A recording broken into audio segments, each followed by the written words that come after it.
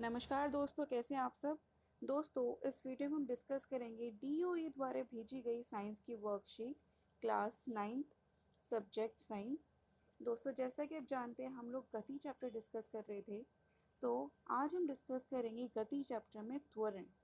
तो जो ज्ञान है, ज्ञान ये क्वेश्चन की जिज्ञासा थी, हमें ये बताओ कि हम वेग में समय के साथ हो रहे बदलाव को कैसे कैलकुलेट कर सकते हैं, कैसे ज्ञात कर सकते हैं। तो जिज्ञासा दी बताती हैं, ज्ञान देखो, हमने पता है कि जब एक समान गति होती है, तो उस समय पे कोई बदलाव नहीं होता वेग में। पर अगर गति असमान है और एक समान में क्या होगा, कोई बदलाव नहीं होगा, लेकिन गति असमान है तो जैसे कि सड़क पे ट्रैफिक मिल गया, स्लो हो गए फिर तेज हो गए, तो उस समय जो वेग होगा, वेग के साथ बदलाव होगा। तो वेग में समय के साथ बदलाव हो रहे को हम अन्य भौतिक राशियों में व्यक्त करते हैं, जैसे कि जिसे कि हम त्वरण कहते हैं।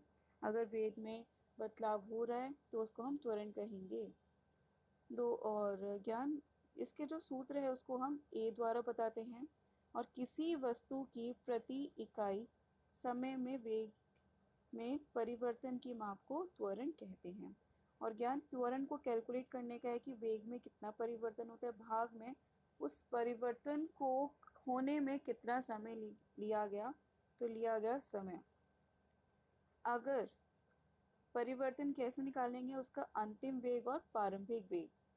अंतिम वेग को हम v से डिनोट करते हैं और प्रारंभिक को हम u से डिनोट करते हैं, और समय मतलब t। तो अंतिम वेग में से प्रारंभिक वेग हम क्या करेंगे, माइनस कर देंगे, घटा कर देंगे और समय से भाग कर देंगे, तो आंसर ये आ जाएगा हमारा a v minus u by t. V हमारा अंतिम, यू हमारा प्रारंभिक और टी हमारा समय। ये हमारी त्वरण आ जाएगी।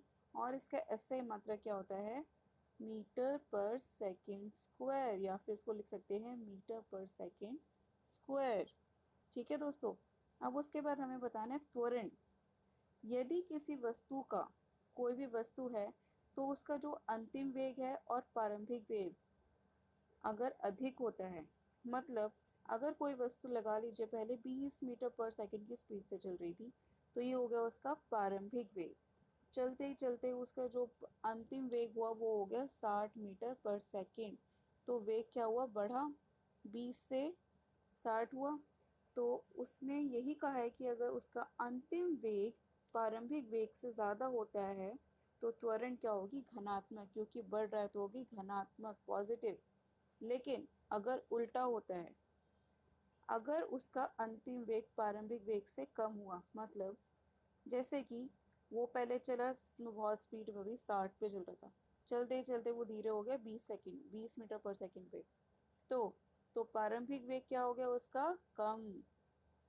प्रारंभिक ज्यादा था, अंतिम कम था, तो ये क्या हो गया हमारा नेगेटिव। तो ये क्या हो गया, ऋणात्मक, और इसको हम मंदन भी कहते हैं, मंदित गति। एग्जाम्पल के तौर पे जैसे कि अगर लगा लीजिए एक गाड़ी रुकी हुई थी, ठीक है, रुकी हुई बस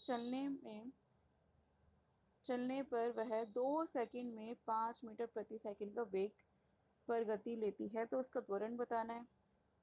तो दोस्तों देखिए, त्वरण का होता है a is equal to v minus v upon में टी। समय आपको पता है 2 सेकंड है। अब वी और यू में आपको एक ही तरीके उसने बोला है कि पहले बस रुकी हुई थी, तो वी यू हमारा क्या हो जाएगा, प्रारंभिक में उसकी गति क्या हो जाएगी, 0, बस रुकी हुई थी, और वी मतलब फाइनल, तो वो कितने हो जाएगी, वो हो जाएगी हमारी 5। तो 5 में से 0 गया तो हो गया 5, 5 भाग में 2 तो क्या होगा 2.5। और ये प्लस क्यों लगाया, प्लस इसलिए लगाया क्योंकि पहले उसकी गति 0 थी, बाद में हुई 5, तो ये क्या होगी, बढ़ी है, तो हमारा ये हो गया घनात्मक। ठीक है दोस्तों, एक जो त्वरण है, त्वरण को भी हम ग्राफ पे दर्शित कर सकते हैं। तो किसी वस्तु के त्वरण को वेग समय ग्राफ पर निरूपित किया जा सकता है। त्वरण में भी एक समान या असमान होता है। यदि कोई वस्तु सरल रेखा में चलती है और इसका वेग समान समय में समान रूप से घटता है, तब वह समान त्वरण करता है। ये हो गई समान की, जैसे कि गिरता हुआ पत्थर जिसका वेग लगातार बढ़ता रहता है, और दोस्तों यदि किसी वस्तु का वेग असमान रूप से घटता है तो हो गया असमान त्वरण। जैसे कि जिसे लंबी दूरी में कार असमान गति में चलती है कि पहले वो तेज चली धीरे फिर तेज धीरे इस तरह से चलती रहती है, तो ये हो गई हमारी असमान गति। दोस्तों फिर इसके बाद है क्वेश्चन आंसर्स। आज की वर्कशीट बहुत इजी थी, आपको समझ आ गई होगी। पहला क्वेश्चन है त्वरण किसे कहते हैं, इसके सूत्र व इकाई लिखिए। ये रहा आपका आंसर। किसी वस्तु की प्रति इकाई में वेग में परिवर्तन की माप को त्वरण कहते हैं। और उसके बाद उसने पूछा है कि इसके सूत्र और इकाई बतानी है। सूत्र है आपका, सूत्र और इकाई क्या है, मीटर पर सेकेंड स्क्वायर, ठीक है। और इसका है A = V - U अपॉन में T।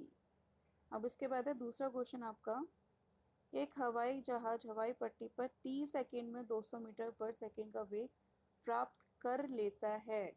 तो मतलब पहले उसकी स्पीड क्या थी, जो प्रारंभिक वेग था वो था 0। तो अगर आप इस फॉर्मूले में लिखेंगे, आपको त्वरण निकालना है, तो v क्या हो गया हमारा 200, u हो गया हमारा, v है हमारा 200, u है हमारा 0 और t है हमारा 30। तो चलिए कैलकुलेट करते हैं। 200 - 0 भाग में 30, तो आंसर आ जाएगा 200 भाग में 30, 0 से 0 कट गया, इसको डिवाइड करेंगे तो आंसर 6.67 मीटर पर प्रति सेकंड स्क्वायर। दोस्तों अब तीसरा क्वेश्चन है, एक समान तथा असमान त्वरण को वेग समय ग्राफ द्वारा स्पष्ट कीजिए। ये आप इसका आंसर यहाँ से यहाँ तक कर सकते हैं, ये रहे आपके ग्राफ, ठीक है दोस्तों। अब उसके बाद है फोर्थ क्वेश्चन, कोई कार एक समान रूप में त्वरित होकर 5 सेकंड में इतने से इतने की चाल कर लेती है, तो उसका त्वरण बताना है।